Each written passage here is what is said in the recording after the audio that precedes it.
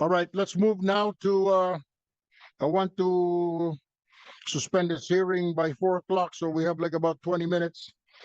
Transfer of sentenced persons agreement between the Philippines and the United Kingdom and Northern Ireland.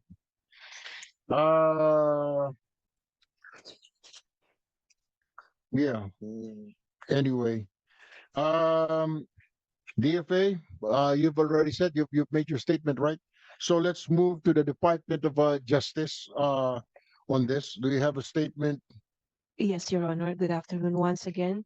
The Department of Justice, through the Office of the Chief State Counsel, acted as the lead negotiator for the negotiations, which were held on July 25 and 26, 2023. Your Honor, we fully support and recommend the ratification of this agreement for the purpose that the TTSP, or the Treaty on Transfer of Sentenced Persons between the United Kingdom and the Philippines, is a manifestation of the strong desire of both governments to further expand and strengthen bilateral relations. This treaty would also allow the physical transfer of Filipinos incarcerated in the UK prisons so that they can be closer to their support system comprised of family and friends in the Philippines. The treaty provides for the conditions and procedures whereby a person sentenced in the territory of one party may be transferred to the territory of the other party of which he or she is a citizen in order to serve the sentence imposed on him or on her. Allow me now, Your Honor, to discuss a few Go ahead, points Attorney regarding the Atara. benefits and that can be derived by the Philippines from entering into this treaty, Please. allowing Filipino nationals sentenced in the UK to serve their sentence in penal institutions where the other inmates speak the same language, observe the same customs and culture, and where members of their families could regularly visit them will facilitate their effective reformation and rehabilitation. Upon completing their service of sentence, they may be integrated into the mainstream of society and become again useful and productive citizens.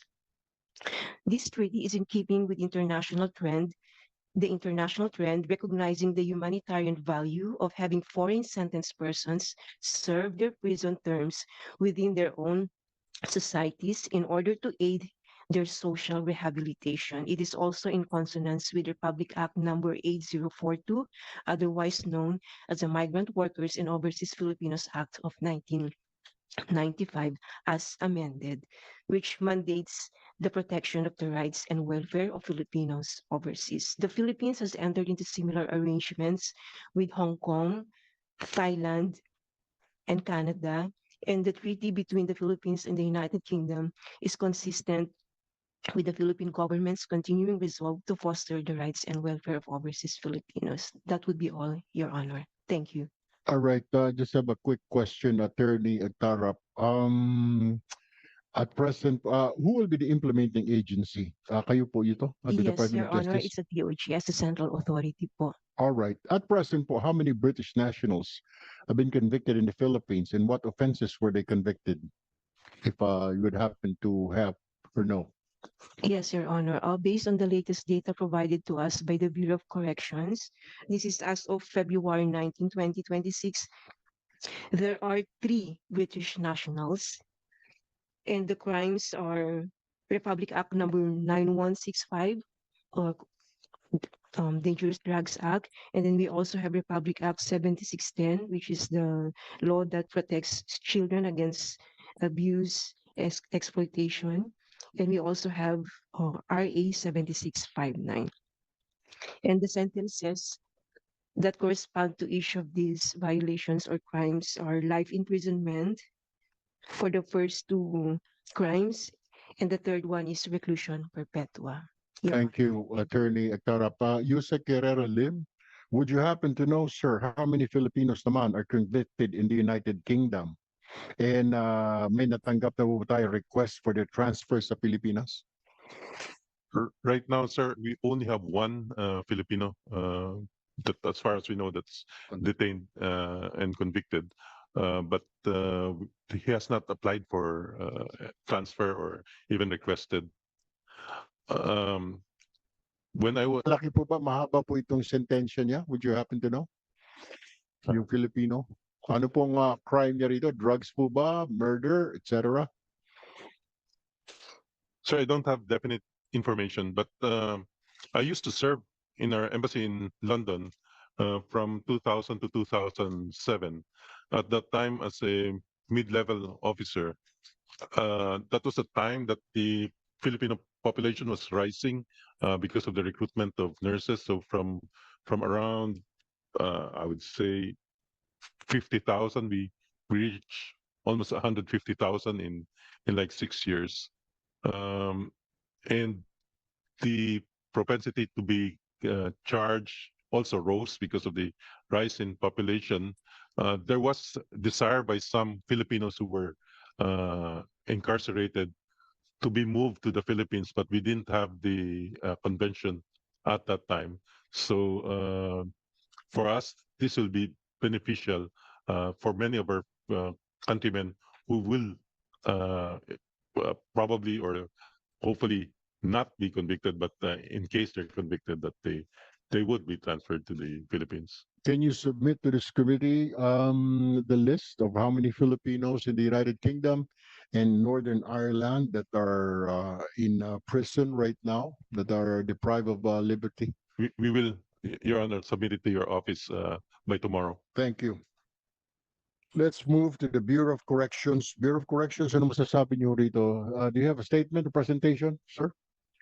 We do not have any presentation, but last February 14, 2026, we submitted a position paper wherein we stated our concurrence to the approval of this treaty. May I just summarize, Your Honor? How long is that? About 5 minutes? Less than Go ahead, 1 minute, Your Honor. please.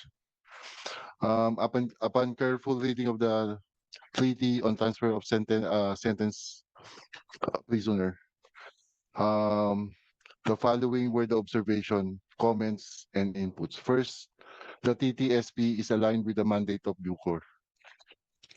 The Bucor is mandated for safekeeping of persons deprived of liberty convicted of at least 3 years and those committed against immigration, election, and custom laws. So for those